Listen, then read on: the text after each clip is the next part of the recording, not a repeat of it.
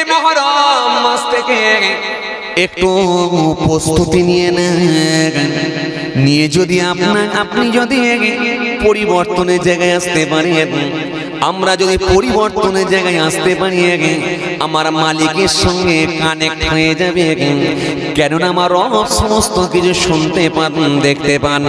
ইন্নাল্লাহ কানা সামিয়াম বাসীরা, তিনি সমস্ত কিছু শুনতে পান এবং তিনি দেখতে পান। নাহনু আকরাবু ইলাইহি মিন হাবলিল ওয়ারিদ, বান্দা তোদের গর্দানের রগের থেকে আমি আল্লাহ আরো কাছে আছি, আরো নিকটে আছি।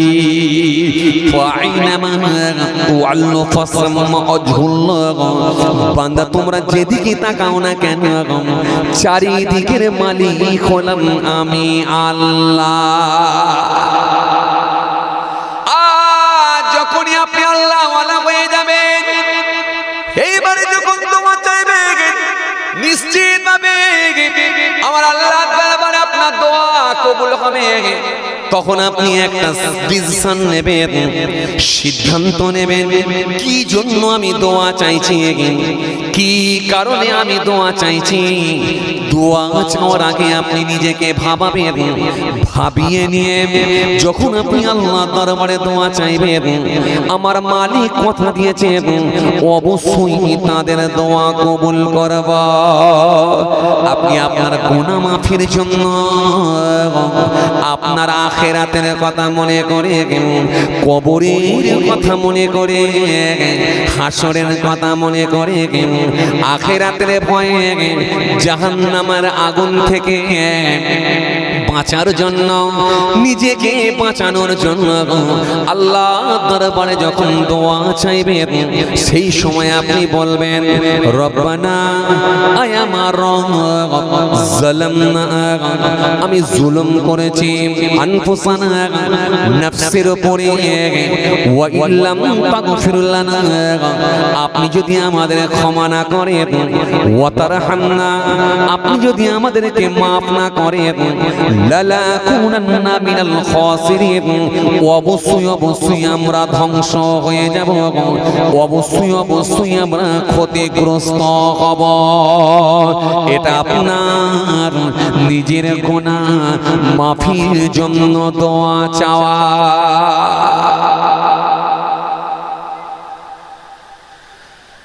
কথা কিছু বুঝতে পারছেন বাবাজি? এখন পর্যন্ত আমি দুটো পয়েন্ট আপনার সামনে তুলেছি, আপনি কতটা নিতে পেরেছেন আমি জানি না। একটা বিষয় কি রেখেছিলাম, আগে নিজেকে স্বচ্ছ বানাতে হবে। স্বচ্ছ পরিষ্কার যখন নিজেকে বানিয়ে নেবেন, আয়নার মতো চকচকে হয়ে গেছে, আয়নার মতো নিজেকে চকচকে বানিয়ে ফেলেছেন। তার মানে সাবান দিয়ে মুখ পরিষ্কার, একবারে গোটা শরীরে সাবান দিয়ে শরীর পরিষ্কার, মাথার চুলে শ্যাম্পু দিয়ে একেবারে মাথা পরিষ্কার, তাই তো নাকি? তাই তো বলে হ্যাঁ, ওই পরিষ্কার নয়। বলো গো মাইকা তো ভুগাচ্ছে কেন ভাই? জিনাটা দিয়ে দাও না, 2-4 লিটার তেল না হলে খাবে। এত বড় প্যান্ডেল করেছো, এত খরচা করেছো, মাশাআল্লাহ, খেতে খেতে জান চলে যাবার খাও। আল্লাহ তোমাদের হায়াত দিক, আল্লাহ তোমাদের রুজিতে বরকত দিক, দোয়া করছি। নাহলে 2-4 লিটার তেল খাবে, যাক ঝামেলাটা তো হলো না। খেয়াল করেন বাবাজি আমার ভাইরা, যে তো কি বলছিলাম, আমার দিকে তাকান। তাহলে আগে নিজেকে স্বচ্ছ বানানো। স্বচ্ছ মানে নিজের মাথার চুল পরিষ্কার, শরীর পরিষ্কার, দেহ পরিষ্কার এমনটা নয়। আল্লাহ ওয়াহিয়াল কলব, এই ভিতরটা পরিষ্কার, এই ভিতরটা আগে পরিষ্কার করতে হবে। নিজের সমালোচনা করার চেষ্টা করে আগে নিজের ভিতর পরিষ্কার করে ফেলা। জি, ভিতর পরিষ্কার। রাসূল বলেন সারা শরীরের মধ্যে এক টুকরা গোশত আছে, ওই গোশতের টুকরা যার খারাপ হবে গোটা শরীর তার খারাপ, আর গোশতের টুকরা যার ভালো হবে গোটা দেহ তার ভালো হবে। সাহাবারা বলে কোন গোশতের টুকরা? আল্লাহ নবী বলেন আলা ওয়াহিয়াল কলব, সেটাই হলো কলব, সেটাই হলো অন্তর, সেটাই হলো ভিতর। এই ভিতরটা যার ভালো গোটা শরীরটা তার ভালো, আর ভিতরটা যার খারাপ গোটা দেহ গোটা বডিটা তার খারাপ। এই ভিতরটাকে যদি সে ভালো করে নিতে পারে, তাহলে গোটা শরীর গোটা দেহটাকে সে ভালো করে নিতে পেরেছে। কথা কিছু বুঝতে পারছেন বাবাজি? আসলে গোলমালের মূল কিন্তু আমাদের এই ভেতর। এই ভেতর আপনি দেখবেন চেহারা বিরাট সুন্দর, ওরে বাপ রে বাপ, ড্রেস বিরাট সুন্দর, জুতো বিরাট সুন্দর, কিন্তু ভেতরের গোলমাল। গোলমাল কি করে বুঝবেন? চলেন বাসে করে যাচ্ছেন, বাসটা একটু ঝেড়ে ব্রেক করেছে, খালি ভুলবশত আপনার পাটা একটু তার পায়ের ওপরে পড়ে গেছে, অমনি দেখবেন কুত্তার মতো ঘেউ ঘেউ করছে। তাকে বারবার বোঝাবার চেষ্টা করছেন, ভাই আমি বুঝতে পারিনি, ভাই বুঝতে পারিনি, ভাই বাসটা হঠাৎ করে ব্রেক করেছে, ভাই সরি আমি বুঝতে পারিনি, পাটা উঠে গেছে, মাফ করো। কোনো কথা নয়, ইচ্ছা মতো আপনাকে গালাগালি দিয়ে যাচ্ছে। তখন আপনি বুঝতে পারছেন, ও বাবা এর ড্রেস ভালো, এর জুব্বা ভালো, এর চেহারা ভালো, এর ড্রেস ভালো, এর কি বলে এর প্যান্ট ভালো, এর কোট ভালো, এর টাই ভালো, সব ভালো, কিন্তু ভেতরটা সর্বনাশ হয়ে গেছে। বলো ভিতরটা একদম ভালো না।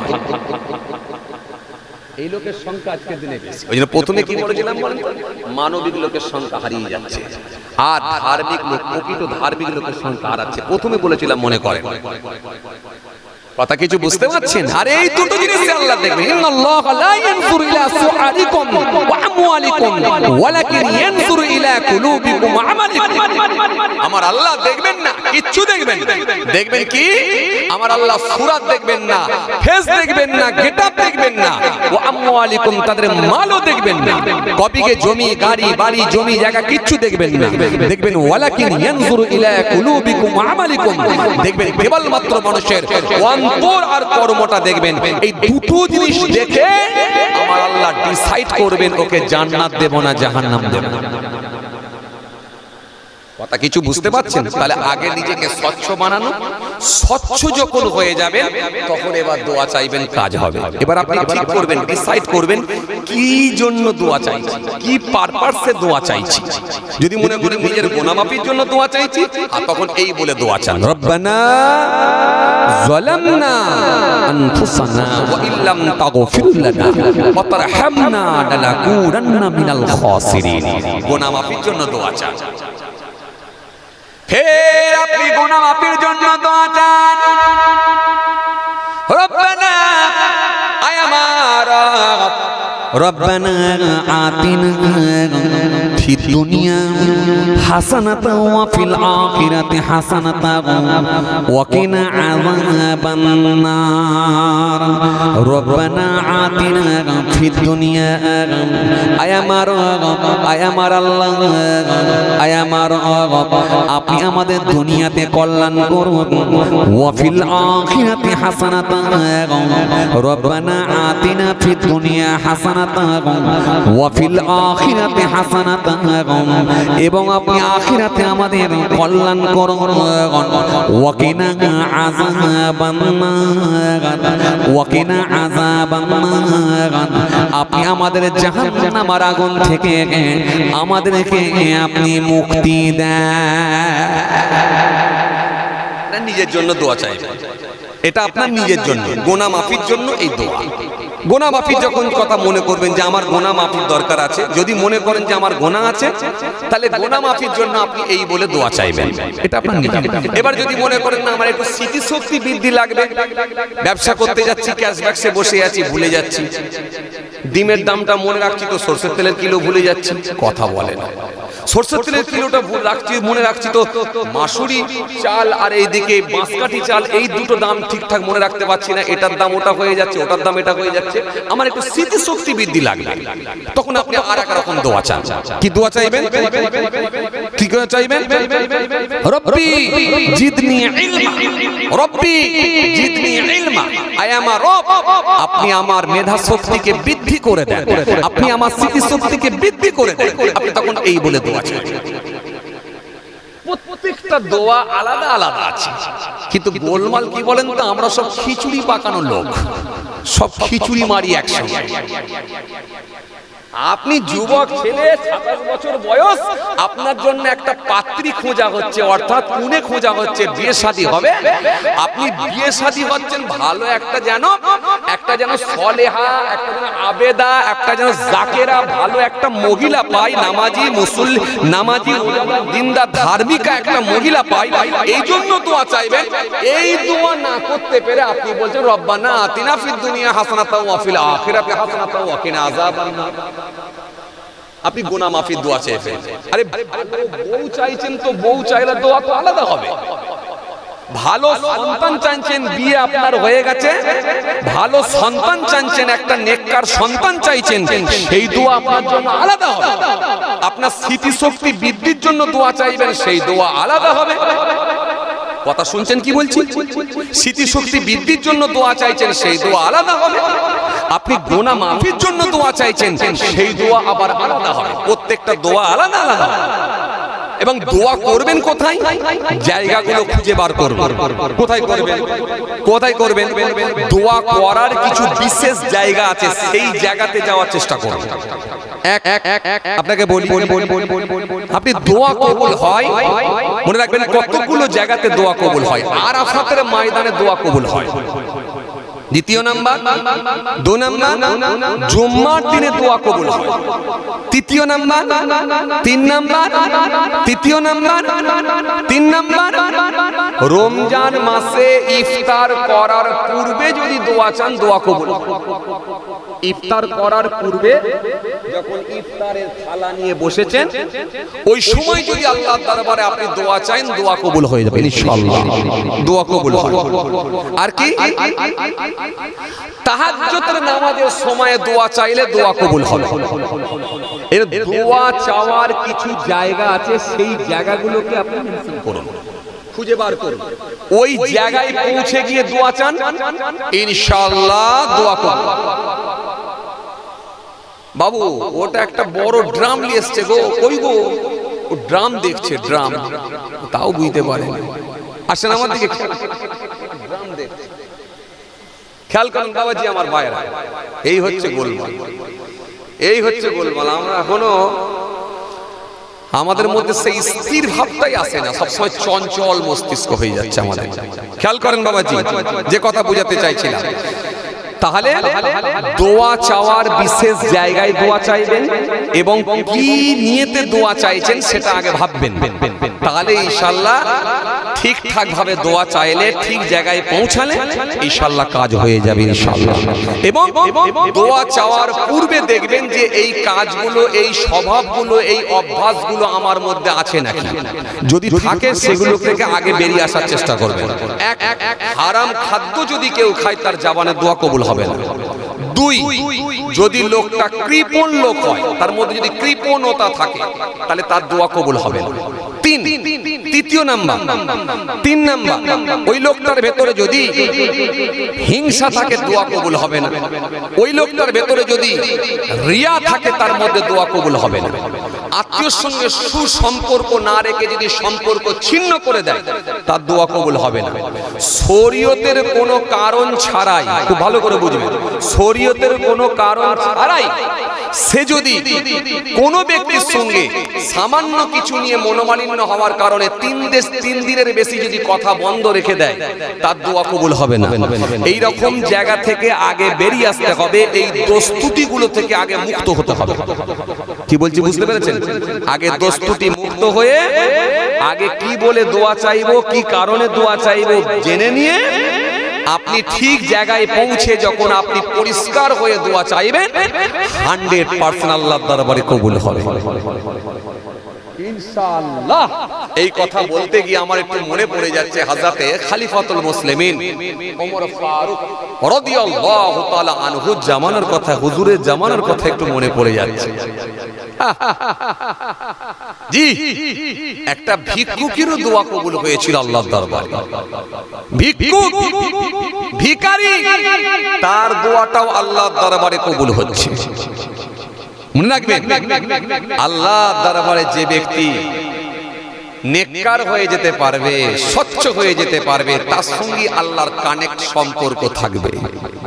জোরে বলতে পারেন না? আল্লাহর সঙ্গে তার কানেক্ট সম্পর্ক তৈরি হয়ে যাবে। কারণ আমার আল্লাহ চেহারা দেখবেন না, লুক দেখবেন না, ফেস দেখবেন না, জুব্বা দেখবেন না, কিচ্ছু দেখবেন না, তার মাল দেখবেন না। সে যদি আল্লাহর কাছে প্রিয় বান্দা হতে পারে এবং স্বচ্ছ হয়ে যেতে পারে, আল্লাহর সঙ্গে তার কানেক্ট সম্পর্ক, ট্রানজাকশন তৈরি হয়ে যাবে ইনশাআল্লাহ। খলিফাতুল মুসলিমিন ওমর ফারুক রাদিয়াল্লাহু তাআলা আনহু, যিনি মুসলিম জাহানের দ্বিতীয় খলিফা ছিলেন, যে ওমর ফারুক সম্পর্কে আমার রাসূল বলেছিলেন আমার পরে যদি কেউ নবী হতো তো হযরতে ওমরই নবী হতো। কেন? ওমরের কথা আল্লাহ পাকের ওহীর সঙ্গে মিলে যায়। জোরে বলেন না সুবহানাল্লাহ। এই যে সুবহানাল্লাহ বলছেন, আল্লাহ ইচ্ছা করলে আপনাকে নেকি দিয়ে দেবেন, নিশ্চিতভাবে আপনি সওয়াবের হকদার হবেন। কারণ এই মাজলিসটায় আপনি যতক্ষণ বসে থাকবেন আল্লাহ আপনাকে 100% সওয়াবের হকদার করবেন। এই মাজলিসের গুরুত্বটাই অনেক বেশি। নবী বলেছেন মাজলিসু ফিহি খায়রুন মিন ইবাদাতি 60 সানা। 60 বছর নফল ইবাদত করার থেকেও একটা দ্বীনি মাজলিস হলো আল্লাহর কাছে উত্তম, আল্লাহর কাছে প্রিয়। 60 বছর নফল ইবাদত করার থেকেও একটা দ্বীনি মাজলিস হলো আল্লাহর কাছে উত্তম, আল্লাহর কাছে প্রিয়। কথা বুঝে আসছে বাইরে আমার ভাইজান এসে গেছেন নাকি? মাশাআল্লাহ, ফুরফুরা শরীফ থেকে আমার ভাইজান তিনিও তাসরিফ নিয়ে চলে এসেছেন। আমরা সকলে চিন্তা মুক্ত তাকবীর দেন নারায়ে তাকবীর, আর জোরে দেন নারায়ে তাকবীর। সিলসিলায়ে মুজাদ্দিদুল জামান, সিলসিলায়ে মুজাদ্দিদুল জামান, দাদা পীরের হক সিলসিলা নারে তাকবীর, নারায়ে তাকবীর। সিলসিলায়ে মুজাদ্দিদুল জামান, দাদা পীরের হক সিলসিলা নারায়ে তাকবীর। আলহামদুলিল্লাহ, আমরা অত্যন্ত আনন্দিত, অত্যন্ত খুশি হয়েছি। ফুরফুরা শরীফ থেকে আমার ভাইজান হুজুর তিনিও তাসরিফ নিয়ে চলে এসেছেন, আমারই মামাতো ভাইজান। আলহামদুলিল্লাহ, মাশাআল্লাহ, সময় মতো তিনিও চলে আসবেন। আসেন, আমি আপনাদেরকে যেটা বোঝাতে চাইছিলাম, আগে নিজের জায়গাটাকে তৈরি করতে হবে, আগে নিজেকে স্বচ্ছ বানাতে হবে। স্বচ্ছ বানিয়ে এবারে কি কারণে দোয়া চাইছি সেটা জেনে এবার আল্লাহর কাছে দোয়া চাওয়া, তাহলে ইনশাআল্লাহ কবুল হবে। আর না হলে যদি গোলমাল হয়, নিজের বাড়িতে যদি হারাম ঢুকে থাকে, ওই হারাম নিজেকে একেবারে তলপেট মোটা করে ঘুরে বেড়াচ্ছি, আর মসজিদে গিয়ে দোয়া চাইছি, কি কাজ হয় বাবা? কিছু কাজ হবে না। এই জন্য গোলমালটা এই জায়গায়, আগে নিজেকে স্বচ্ছ বানাতে হবে। বানিয়ে আপনি আগে কি কারণে দোয়া চাইছেন? আপনার নেককার সন্তান লাগবে, সেই কারণে দোয়া চান। আপনার বিবাহ করার সময় হয়েছে, ভালো একটা স্ত্রীর জন্য আপনি খুঁজে বেড়াচ্ছেন, অন্বেষণ করছেন, সেই কারণে দোয়া চান। আপনার স্মৃতিশক্তি বৃদ্ধির জন্য দোয়া চাইছেন, সেই কারণে দোয়া চান। আপনি আপনার রুজিতে বরকতের জন্য দোয়া চাইছেন, সেই কারণে দোয়া চান। আপনার গুনাহমাফির জন্য দোয়া চাইছেন, সেই কারণে দোয়া চান। আপনার ছেলেটা যেন আলহামদুলিল্লাহ ভালো, যেন পড়াশোনায় ভালো রেজাল্ট করতে পারে, সেই কারণে আপনি দোয়া চান। তাহলে প্রত্যেকটা দোয়া আলাদা আলাদা আছে। যখন আপনি এই নির্দিষ্ট দোয়া খুঁজে বের করে আপনি সেইটার কথা মনে করে আপনার ওই কারণটা আপনি তখন মনে করে যখন ওই বলে দোয়া চাইবেন, আল্লাহ দরবারে দোয়া কবুল হবে ইনশাআল্লাহ। খলিফাতুল মুসলিমিন ওমর ফারুক রাদিয়াল্লাহু তাআলা আনহুর কথা বলছিলাম। মুসলিম জাহানের যিনি দ্বিতীয় খলিফা ছিলেন, দ্বিতীয় খলিফা, মুসলিম জাহানের দ্বিতীয় খলিফা, খলিফাতুল মুসলিমিন ওমর ফারুক রাদিয়াল্লাহু তাআলা আনহু। যে ওমর ফারুক সম্পর্কে আমার নবী বলেছিলেন, আমার পরে যদি কেউ নবী হতো তো হযরতে ওমরই নবী হয়ে যেত। জোরে হবে না? আমার পরে যদি কেউ নবী হতো তো হযরতে ওমরই নবী হতো। কারণ ওমরের কথা আল্লাহ পাকের ওহীর সঙ্গে মিলে যায়। হযরতে ওমর ফারুক হুজুরের কথা আল্লাহ পাকের ওহীর সঙ্গে মিলে যায়। ওমর ফারুক রাদিয়াল্লাহু তাআলা আনহুর জামানায় একজন ভিক্ষুক লোক, এই যে বলছিলাম না ভিক্ষুকেরও দোয়া কবুল হয়েছিল, বলছিলাম না এই দোয়া কবুল। আমি আজকে আপনাদের কাছে দুটো পয়েন্ট রাখছি। একটা কি, স্বচ্ছ হয়ে যদি দোয়া করতে পারি দোয়া কবুল হবে ইনশাআল্লাহ। বাস এটুকুর উপরে আলোচনা করছি, খুব ভালো করে বুঝবেন। ওমর ফারুক রাদিয়াল্লাহু তাআলা আনহু জামানায় একজন ভিক্ষুক এসে হাজির হয়। ভিখারি, ভিক্ষা করে। আজকের দিনেও কিছু মানুষ দেখবেন ভিক্ষা করে, আবার রমজান মাসে দেখবেন বেশি কথা বলে না। কিছু লোক দেখবেন অভাবে ভিক্ষা করে, আবার কিছু লোক আছে দেখবেন স্বভাবে ভিক্ষা করে। আছে না? অভাবে আবার স্বভাবে, পুরো অভ্যাসে পরিণত করে ফেলেছে। ছেলে বড় লোক হয়ে গেছে, নিজেও বড় লোক হয়েছে, তবু ভিক্ষা করা ওই যে হাত পাতা অভ্যাস, এটা ছাড়তে। আবার যদি রোজার মাস হয়, ওরে বাপ রে বাপ, প্রচুর ইনকাম। রোজার মাসে দান পাবে, সাদকা পাবে, আপনার কি বলে জাকাত পাবে, ফিতরা পাবে, তার মানে আবার কাপড় চোপড় পাবে, লুঙ্গি পাবে, টুপি পাবে, ঈদের আগে গেলে আরো বেশি পাবে। তুই এত যদি পায়, নাচে যদি পায়, হাত পাতলি যদি পায়, তো ছাড়বে ভাই? কথা বলে লোকে খেটে খেটে মাথা খারাপ হয়ে যাচ্ছে, ইনকাম করা কঠিন হচ্ছে, আর ও হাত পাতলি পাচ্ছে, তো ও ওইটা করবে না তো এটা করবে। এই জন্য একটা অভাবে আর একটা হলো স্বভাব। তবে মনে রাখবেন একটা কথা, ভিক্ষা করা অভ্যাসটা মোটেই ভালো নয়, এটা আল্লাহ পছন্দ করে না। দুটো জিনিস আল্লাহ পছন্দ করে না, ভালো করে মনে রাখবেন। একটা হলো ভিক্ষা করা, আর দ্বিতীয় নম্বর হলো তালাক দেওয়া। এটাকে আমার আল্লাহ পছন্দ করে জি। এই যে এখন নতুন আইন নিয়ে এসছে ইউসিসি, এই যে নতুন আইন নিয়ে আসা হয়েছে, এক দেশ এক আইন এক নিয়ম, সবার জন্য এক নিয়ম। হাই রে হাই, যে এই যে ইউসিসি নতুন আইন নিয়ে আসা হয়েছে, দেশ একটা আইন একটা। এতে আবার ভুল বোঝানো হচ্ছে। কি বলছে? যে মুসলিমরা আর 4টে বিবাহ করতে পারবে না, ওদেরকেও একটা বিবাহ করতে হবে, আর ওরা ইচ্ছা মতো তালাক দিতে পারবে না। ব্যাস, ও ফেসবুক তোলপাড়, ফেসবুক তোলপাড়, সোশ্যাল মিডিয়া তোলপাড়। আসলে ওরা জানে না, ওদের মাথায় কিচ্ছু নাই, ওরা বোঝে না। মুসলিমরা 4টে করে বিবাহ করে না, মুসলিমদের 4টে করে বিয়ে করাটা ফরজ নয়, ওয়াজিব নয়, এটা বাধ্যতামূলক নয়, বাট এটা আল্লাহর হুকুম আছে। তবে কোন পরিস্থিতিতে, কোন পরিপ্রেক্ষিতে, কেন এটা আল্লাহ হুকুম দিয়েছেন সেটা আগে বোঝা লাগবে। একটা মহিলার স্বামী ইন্তেকাল হয়ে গেছে, মারা গেছে, মৃত্যুবরণ করেছে, ইন্তেকাল হয়েছে, ওই মহিলাটার এখনো পর্যন্ত বিয়ের শাদীর বয়স আছে।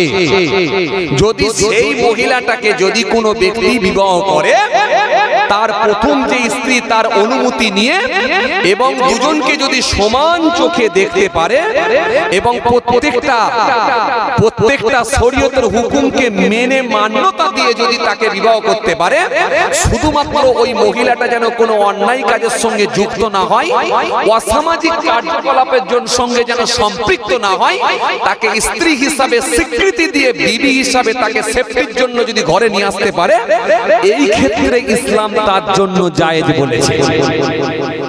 আগে আপনাকে বুঝতে হবে ব্যাপারটা। ইসলাম বলেছে অবৈধটা হারাম, কিন্তু বৈধটা তোমার জন্য নিশ্চিতভাবে জায়েজ হবে। এটা তোমার বিবাহ করা বৈধ বউ, এটাকে তুমি ঘরে রাখতে পারবে, কিন্তু তোমার জন্য অবৈধটা ইসলামে মোটেই জায়েজ নয়। কিন্তু আজ যদি আমরা সমাজের দিকে তাকাই, নেতা মন্ত্রীরা এখন অবৈধর সঙ্গে যুক্ত হওয়া পছন্দ করে, কিন্তু বৈধ স্ত্রী ঘরে থাকবে এটা তারা পছন্দ করে না। ভুলভাল বুঝিয়ে দিলে হয়ে যাবে। কটা মুসলমানের 4টে করে বিয়ে আছে, মানুষের সামনে অপপ্রচার করে, ইচ্ছা মতো কথা বলে, একটা ভুল প্রচার করে, আপনারা ক্ষমতার অপব্যবহার করে, মিডিয়াকে কন্ট্রোল করে, মানুষের সামনে মিথ্যা প্রচার করে, মুসলিম ধর্মকে, ইসলাম ধর্মকে হেয় প্রতিপন্ন করার চেষ্টা করা, ইসলাম ধর্মকে আপনার কুলসিত করার চেষ্টা করা, এটা চরম অন্যায়। ইসলাম সম্পর্কে আপনাকে জানতে হবে, আগে স্টাডি করতে হবে, পড়াশোনা করতে হবে, জাননেওয়ালা ব্যক্তির কাছে আগে আপনাকে যেতে হবে, যে জানতে হবে, বুঝতে হবে। স্কলারদের কাছে যান, বিষয়গুলো জানুন, জানার চেষ্টা করুন, তাহলে নিশ্চিতভাবে আপনি সোজা বিষয়টা জানতে পারবেন।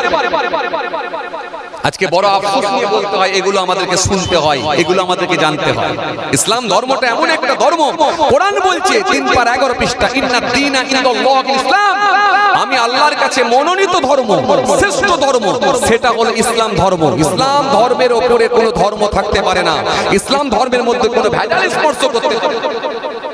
আজকে আফসোস লাগে এই কথাগুলো আমাদেরকে শুনতে হয়, ভাবতে অবাক লাগে।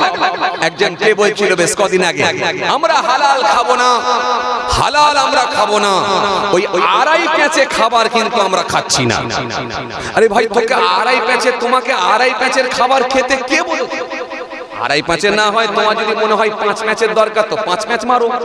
তোমার যদি মনে হয় তার থেকে বেশি দিয়ে মারবো, মেরে খাবো, তো খাও, তো আপত্তি কি আছে? আমি তোমাকে বলেছি কি যে তোমাকে আড়াই প্যাচেতে খেতে হবে? এই আড়াই প্যাচের খাওয়াটা তোমার জন্য তো বাধ্যতামূলক নয়। তুমি খামা খাই বলছে না, আমরা হালাল খাবো না, আড়াই প্যাচে খাবো না, আমরা কি খাবো? ছাঁট খাবো না, কি বললা? ঝটকা খাবো, ঝটকা খাও। ঝটকা খাবে কি ফটকা খাবে তো খাও না, যেটা ভালো লাগে খাও, আপত্তি কি আছে? তুমি জানো না তো হালাল খাবো না, হালাল খাবো না বলে চিৎকার করছে। হালাল কি? হালাল মানে কি? এটা বৈধ, এটা অবৈধ নয়, এটা হলো বৈধ। হালাল মানে বৈধ, পরিষ্কার, স্বচ্ছ, স্বচ্ছ, বৈধ, জায়েজ, এটাকে বলা হয়েছে হালাল। যেটা বৈধ খাবার, স্বচ্ছ খাবার, জায়েজ খাবার, এই খাবারটাকে বলা হয়েছে হালাল। তুমি জানো লোকের মাল খেয়ে নিও না, হারাম খেয়ে নিও না, অন্যায় ভাবে খেয়ে নিও না। এই জন্য আল্লাহ বলেছে খবরদার তোমরা এইগুলো করো না। ইসলামে এই জন্য বলা হয়েছে তুমি হালাল খাবারটা ভক্ষণ আইরে হাই।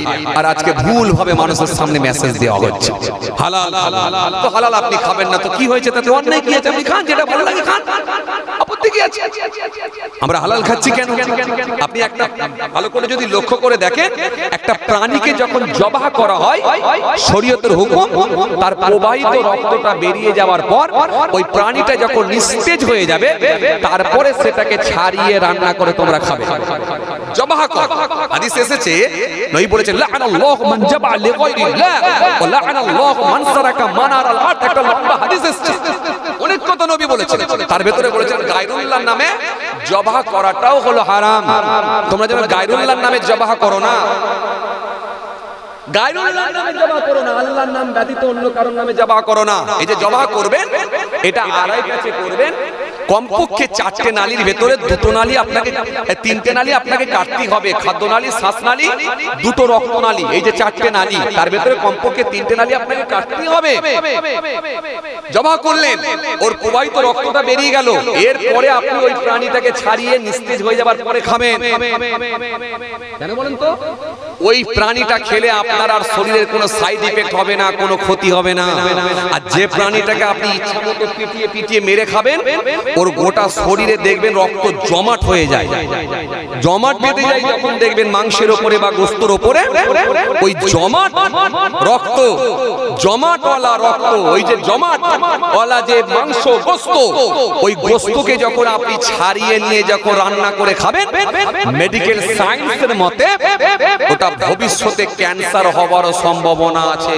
এই জন্য আজকের বিজ্ঞান বলছে, আজকের সায়েন্স বলছে কেটে খাও। ওরা জবাহ বলে না, বলছে কেটে খাও। আর ইসলাম 1500 বছর আগে বলেছে তোমরা জবাহ করে খাও। তো ইসলামের ভেতরে কোনো ভেজাল পাবেন না। আপনি যদি খুব ভালো করে বোঝেন, দূরদৃষ্টি নিয়ে যদি দেখেন, আপনি নিশ্চিত ভাবে বুঝতে পারবেন যে ইসলাম ধর্মটা হলো স্বচ্ছ ধর্ম। এর ভেতরে কোনো ভেজাল স্পর্শ করতে পারেনি। আপনি জানেন না, জি আমার হয়ে যাবে। আল্লাহ বলছে খেও না হারাম, ইন্নামা নিশ্চয় হারামা, হারাম করে দেয়া হয়েছে আলাইকুম জন্য মাইতাতা মৃত জানোয়ার, ওয়াদামা প্রবাহিত রক্ত, ওয়ালাহমাল খিনজির শুকরের গোশত, শুকরের মাংস, এগুলো খেও না। ওমা ওয়াহিল্লা বিহি লিগায়রিল্লাহ, আর গায়রুল্লাহর নামে যেগুলো জবাহ করা হয় এগুলো যেন খেও না। এগুলো সব তোমাদের জন্য হারাম, শয়তান বৈধ কাজ, এগুলো করো না। তো এখানে আল্লাহ অনেক কথা বললেন, তার মধ্যে বললেন শুকরের গোশত খেও না। কেন খাবেন না? জি, একটা খ্রিস্টান ধর্মের একজন সন্তান স্যারকে জিজ্ঞাসা করছে, স্যার, তার মাস্টারকে জিজ্ঞাসা করছে, master, sir excuse me, sir দয়া করে একটু শুনবেন। বলে কি বলো? বলে ইসলাম ধর্ম অবলম্বী মানুষেরা তারা শুকরের গোশত কেন খায় না স্যার? শুকরের গোশত কেন খায় না স্যার? তখন স্যার বললেন, জানো ইসলাম ধর্ম অবলম্বী মানুষগুলো শুকরের গোশত খায় না, এর পিছনে কিছু কারণ আছে। তার কারণ কি? প্রথম কারণ যেটা, সেটা হচ্ছে শূকর হচ্ছে নোংরা আবর্জনার সঙ্গে সম্পৃক্ত। এই নোংরা আবর্জনার সঙ্গে সম্পৃক্ত হওয়ার কারণেতে এই জন্য ইসলাম ধর্ম অবলম্বী মানুষেরা শূকর খায় না। তবে মনে রাখো, ওই নোংরাগুলোকে ওইগুলোকে যখন আমরা সার হিসাবে ব্যবহার করি, সেই গাছের ফল যখন শিকড়ের মাধ্যম দিয়ে যখন শোষণ করে ওই সার, ওই গাছ থেকে ফলগুলো কিন্তু খায়। যেমন আম গাছের আম খায়, কাঁঠাল গাছের কাঁঠাল খায়, কলা গাছের কলা খায়, নারকেল গাছের নারকেল খায়। এর নিচে যখন গোড়া খুলে যখন ওগুলোকে আমরা সার হিসাবে নোংরাগুলোকে দিই, কিন্তু ওই গাছ থেকে যখন ফল হয় সেগুলো কিন্তু খায়। কিন্তু এটা তারা খায় না। এটা না খাওয়ার পেছনে এটা তাদের ইচ্ছাকৃতভাবে তারা এগুলোকে খেতে চায় না। এবার আপনাকে আমি একটা কথা বলি, ভালো করে শোনেন। আসলে কিন্তু মনে রাখবেন, কোন মানুষ কোন ব্যক্তি, মনে রাখবেন, কেউ খায় না আর কেউ খায়, একই জিনিস। নির্দিষ্ট যদি কোনো কারণ না থাকে তাহলে কিন্তু কেউ খাবে আর কেউ খাবে না। তার মানে সবাই যে খাবে এমনটা নয়। যদি নির্দিষ্ট কোনো কারণ থাকে কেউ নাও খেতে পারে। যেমন চিনি কিছু মানুষ দেখবেন সবাই খায়, আবার তারই ভেতর থেকে দেখবেন কিছু মানুষ খায় না। যাদের সুগার রোগের সঙ্গে যারা আক্রান্ত হয়ে পড়েছে, সুগার যাদের সঙ্গে ঢুকে গেছে, যাদের মধ্যে ডায়াবেটিস রোগ ঢুকে গেছে, তারা কিন্তু চিনি খায় না। আসলে কিন্তু চিনিটা খায় না তার মানে কি সে অন্যায় করলো? না, তার মানে সে একটা কারণ আছে বলে খায় না। এবারে আপনি যে মনে রাখবেন, এই যে শূকর খান না আপনি কেন, এর পিছনে কিছু কারণ আছে, আপনাকে বুঝতে হবে খুব ভালো করে। ভাইরা আমার, বন্ধুরা আমার, সাথী মহব্বতের ভাইরা, যে কথা আপনাদের বোঝাতে চাইছিলাম, এই যে শূকর আপনি খাচ্ছেন না কেন, এর পিছনেও কিছু কারণ আছে। আসলে কিন্তু উদ্ভিদ আর মানুষ দুটো কিন্তু একই জীব নয়, একই প্রাণী নয়। এই উদ্ভিদের এই যে গাছের গোড়াতে কোন সার হিসাবে দিয়ে সেই গাছের গোড়ায় দিয়ে সেই গাছ থেকে যখন আপনার কি বলে শিকড়ের মাধ্যম দিয়ে শোষণ করে যখন সেগুলো ফল গাছেতে যখন ফল ধরে যায়, সেই ফল যখন সর্বশ্রেণীর মানুষ সর্বধর্মের মানুষ খায়, তা বলে যে আবার শূকরের মাংস সবাইকে খেতে হবে, আসলে কিন্তু এমনটা নয়। খুব ভালো করে বুঝবেন। এবার আসছেন নির্দিষ্ট কারণটা কি। নির্দিষ্ট কিছু কারণ আছে। মানুষের জান আর মানুষ যে এই আর উদ্ভিদ আর মানব জাতি, এই দুটো প্রাণী কিন্তু এক নয়। খুব ভালো করে বুঝবেন। প্রত্যেকটা মানুষ কিন্তু একই, কিন্তু উদ্ভিদের সঙ্গে মানুষের সঙ্গে এক মিশিয়ে ফেললে হবে না। দুটো প্রাণী কিন্তু আলাদা। যে কথা আপনাকে বোঝাতে চাইছিলাম। এবারে খায় না কেন, মনে রাখবেন, শুধু যে নোংরা আবর্জনার সঙ্গে থাকে এমনটা নয়, এমনটা নয়। মহান আল্লাহ কোরআনে কারীমের মধ্যে বলছেন, ইন্নামা, নিশ্চয়, হারামা, হারাম করে দেওয়া হয়েছে, আলাইকুম, তোমাদের জন্য, মাইতাতা, মৃত জানোয়ার, ওয়াদ্দামা, প্রবাহিত রক্ত, ওয়ালাহমাল খিনজির, শুকরের গোশত, শুকরের মাংস, এগুলো তোমাদের জন্য হারাম করে দেওয়া হয়েছে। আবার আল্লাহ সুন্দর করে বললেন, জি, আবার অন্য জায়গায় বললেন, সুন্দর করে আমার আল্লাহ বললেন, ইয়া আইয়ুহাল্লাযীনা আমানু, হে ঈমানদারগণ, লা তুহারিমু, তোমরা হারাম মনে করো না তাইয়্যিবাত, পবিত্র বস্তুগুলোকে, পবিত্র খাবারগুলোকে, মা হালাল্লাহু আলাইকুম, যেগুলো আমি আল্লাহ তোমাদের জন্য হালাল করে দিয়েছি, ওয়ালা তা'তাদু, সীমা লঙ্ঘন করো না, ইন্নাল্লাহু ইউহিব্বুল মু'তাদিন, নিশ্চয়ই আমি আল্লাহ সীমা লঙ্ঘনকারীদেরকে পছন্দ করি না। আবার অন্য জায়গায় আল্লাহ বলেন, ইয়া আইয়ুহাল্লাযীনা আমানু, হে ঈমানদারগণ, কুলু মিন তাইয়্যিবাতি মা রাযাকনাকুম, তোমরা পবিত্র বস্তু সামগ্রীকে আহার গ্রহণ করো, যেগুলো আমি আল্লাহ তোমাদের জন্য হালাল করেছি, জায়েজ করেছি, সেগুলি তোমরা খাও। তাহলে হালাল যেগুলো করেছি খাও, জায়েজ যেগুলো করেছি খাও, আর কোনটা খাবে না সেটাও বলে দিয়েছি, সেটা যেন খেও না। খেলে কি হবে মনে রাখো, এর ক্ষতি কিন্তু তুমি নিজেই ডেকে নিয়ে আসবে। এবার আসেন, তাহলে কোরআন কারীম থেকে আল্লাহ বলে দিলেন তোমরা খেও না, তাহলে নির্দিষ্ট কোনো কারণ আছে। খেতে বারণ করলেন কেন, তাহলে নির্দিষ্ট কোনো কারণ আছে। যেমন নির্দিষ্ট কারণ আছে বলে আপনি চিনি খাননি, অন্য মানুষ চিনি খাচ্ছে, যেমন নির্দিষ্ট কারণ আছে বলে আপনি মিষ্টি খাননি, অন্য মানুষ মিষ্টি খাচ্ছে, যেমন নির্দিষ্ট কারণ আছে বলে আপনি মিষ্টি জাতীয় কোনো খাবার খাচ্ছেন না, অন্য মানুষ খাচ্ছে। একই খাবার অন্যজন খাচ্ছে, আপনি খাচ্ছেন না। অনুরূপ ভাবে একই জিনিস কিছু মানুষ খাচ্ছে আর কিছু মানুষ খায় না। কেন? নির্দিষ্ট কিছু কারণ আছে। এর পিছনে কারণ কি? তাহলে কোরআন ধর্মীয় গ্রন্থ থেকে যখন আমরা জানতে পাচ্ছি এটা হারাম, এটা খেও না, তাহলে নিশ্চিত ভাবে এর মধ্যে কোনো ভালাই থাকতে পারে না। এবার আসছে খ্রিস্টানদের যে ধর্মগ্রন্থ আছে, আপনাদের জানা আছে, আপনাদের জানা আছে জি, খ্রিস্টানদের যে ধর্মগ্রন্থ আছে, এই ধর্মগ্রন্থের ভিতরে যদি আপনি খুঁজে দেখেন, book of Isaiah, book of Leviticus, book of Isaiah, এই অধ্যায় নম্বর 11 অনুচ্ছেদ নম্বর হলো 8। যখন আপনি খুলে দেখবেন সেখানে বলা হয়েছে তোমরা শুকরের গোশত খেও না, শুকরের গোশত খেও না, আর শুকরের গোশত তোমরা খেও না। শুকরের গোশত খাওয়াটা তোমাদের জন্য ক্ষতি হওয়ার একটা সম্ভাবনা থাকে, সেখানে পর্যন্ত বলা হলো।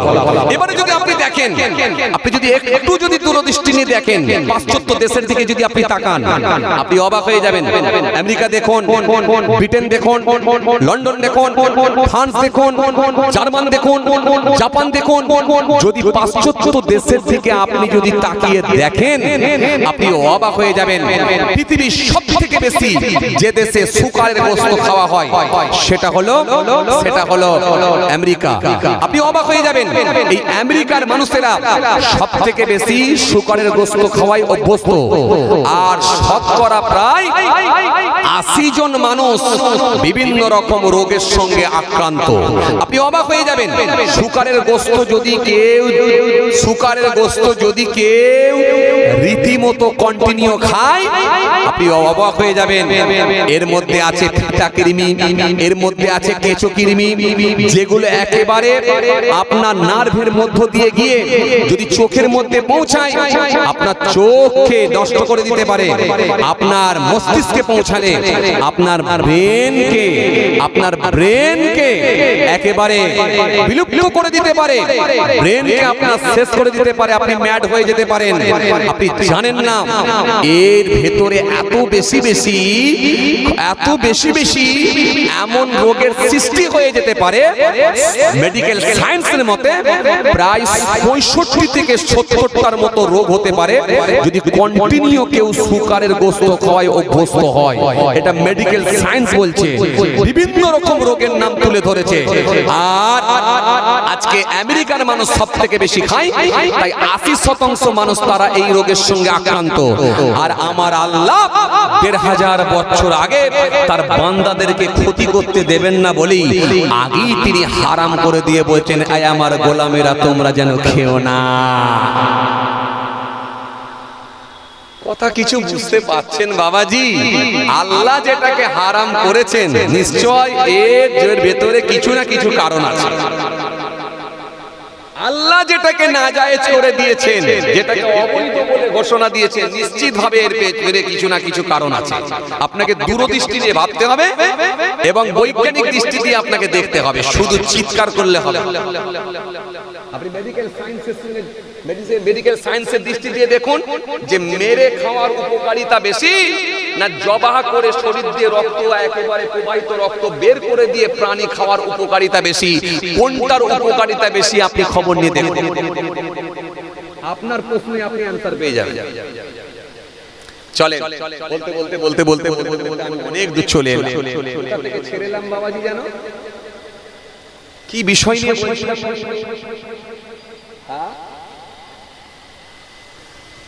কি বিষয় নিয়ে বলছিলাম বলেন তো একটু বাবাজি?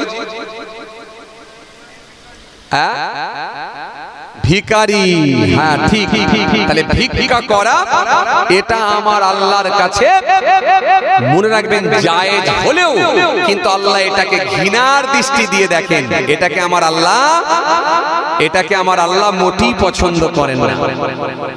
তার শরীরে যদি ক্ষমতা থাকে, তার শরীর যদি সতেজ হয়, তার খাটার মতো যদি ক্ষমতা থাকে, ইসলাম বলেছে খেটে খাও, পরিশ্রম করে খাও। খবরদার তুমি যেন ভিক্ষা করে খেও না। এই ভিক্ষা করাটা আল্লাহ পছন্দ করেন না, খুব ভালো করে বুঝবে। আর তালাক দেওয়াটাকে আল্লাহ পছন্দ করেন না। তালাকটাকে এসেছে শুধুমাত্র সমাধানের জন্য, এটা ফায়সালার জন্য তালাক। আর কিছু মানুষ তারা চিৎকার করে বলে সব যেন মুসলমানদের মেয়েরা যেন তালাক হয়ে যাচ্ছে, তালাক দেওয়া বন্ধ করতে হবে, দিয়ে বলছে ডিভোর্স দেওয়া চালু করতে হবে। ডিভোর্সটা চালু, ডিভোর্স চলবে, তালাক চলবে না। আগেকারের দিনে কোর্ট ছিল না, কাচারি ছিল না, এইসব ব্যাপার ছিল না বলে ইসলামে একটা সমাধান এসেছে, সমাধান দেওয়ার জন্য তালাক। আর মানে কি, আপনি আপনার মেয়েকে বিবাহ দিয়েছেন, আপনি জানতে পারেননি যে আপনার যে জামাই হয়েছে 6 মাস ছাড়া ছাড়া সে মির্গি রোগে আক্রান্ত হয়ে পড়ে, 6 মাস ছাড়া 5 মাস ছাড়া সে মির্গি রোগে আক্রান্ত হয়ে পড়ে। যখন সে মির্গি রোগে আক্রান্ত হয়ে পড়ে ঝাড়া 3 দিন চলে, এটা আপনি জানতে পারেন। আপনি মনে করছেন সুস্থ জামাই, সুস্থ জামাই মনে করে আপনি বিবাহ দিয়ে দিয়েছেন। পরে জানতে পারছেন আমার জামাইয়ের মির্গির অসুখ আছে। অনেক ডাক্তার কানি, এ ডাক্তার সে ডাক্তার, ওই ডাক্তার সেই ডাক্তার করে আপনি সব ঘুরে ফেলেছেন। তারপরে যখন কোনো সমাধান হলো না, তখন আপনি কি চাইবেন? ওরকম অসুস্থ জামাই নিয়ে আমার মেয়েটার লাইফটা বরবাদ করে দেবো? তখন একটা সমাধানে আসবেন, এই সমাধানের জন্য তালাক। খ্যাপারা কিছু বোঝে না, খালি মনে হচ্ছে যেন প্রত্যেক দিন যেন মুসলমানরা সব তালাক দিয়ে দিচ্ছে। তাহলে প্রত্যেক দিন তালাক দিয়ে দিলে তো মুসলমানদের পাড়াগুলো তো, গ্রামগুলো তো সব বউ ফাঁকা হয়ে যেত। কথা ঠিক কিনা বলুন? কি বাবাজি কথা বলছেন না কেন? এরা কিছু বোঝে না, জানানোর চেষ্টা করে। তালাক সমাধান, তালাক দেওয়াটা আমার আল্লাহ পছন্দ করে না। তালাক কেউ যদি দেয় আল্লাহ আরশ পর্যন্ত কেঁপে যায়। তার আগে অনেক কিছু নিয়ম আছে, অনেক কিছু সিস্টেম আছে, পদ্ধতি আছে, শিখিয়েছে আপনাকে। চলেন, বলতে বলতে অনেক কথা বেড়ে গেল। তাহলে ভিক্ষা করা, এই ভিক্ষা করাটা ইসলামে জায়েজ হলেও কিন্তু আমার আল্লাহ এটাকে ঘৃণার দৃষ্টি দিয়ে দেখেন, পছন্দ করেন। হে তরুণিয়া নওজওয়ান যুবকেরা, ইয়া মেবরুর বাবা রাসূলের কিতাবের মধ্যে পাওয়া যায় হযরত ওমর ফারুক রাদিয়াল্লাহু তাআলা আনহু হুজুর আমার দরবারে আছে। হঠাৎ করে দেখা যায় একজন ভিক্ষুক, একজন ভিখারি হুজুরের দরবারে এলেন। দরবারে এসে সালাম দিলেন, সালাম দিয়ে নিজের হাতখানা পাতলেন। হুজুর বিয়াদবি নেবেন না, আমাকে কিছু দান দেন। ওই ভিক্ষুকটি কাঁধেতে একটা বাচ্চা নিয়ে এসেছে, ছোট একটা বাচ্চা ঘাড়ে করে নিয়ে এসেছে। ঘাড়েতে একটা ছোট্ট বাচ্চা, ছোট্ট বাচ্চাকে ঘাড়ে করে নিয়ে হুজুরের কাছে এসে হাত পাচ্ছে, হুজুর আমাকে কিছু দেন, ভিক্ষা দেন, ভিক্ষা দেন। ভিক্ষা দেওয়া ইসলামে জায়েজ না না জায়েজ? কথা বলে জায়েজ না না জায়েজ? হ্যাঁ, কি বিপদ রে ভাই, আপনার কাছে কি হাত পাতলে পয়সা কড়ি দেবেন না কি? একটা লোক যদি ন্যাংরা হয়, খোড়া হয়, চোখে কানা হয়, ন্যাংরা হয়, একটা হাত নেই, একটা পা নেই, তো ভিক্ষা চাইলে দেবেন না? চুপ করে গেলেন কেন? হ্যাঁ, সুস্থ মানুষের কথা বলা হয়েছে। যদি সে সুস্থ হয় সে যেন ভিক্ষা না করে, খেটে মেহনত করে খায়, কারণ এটা আল্লাহ পছন্দ করেননি। আর যে স্বাভাবিক নয় সে তো ভিক্ষা করে চালাবে।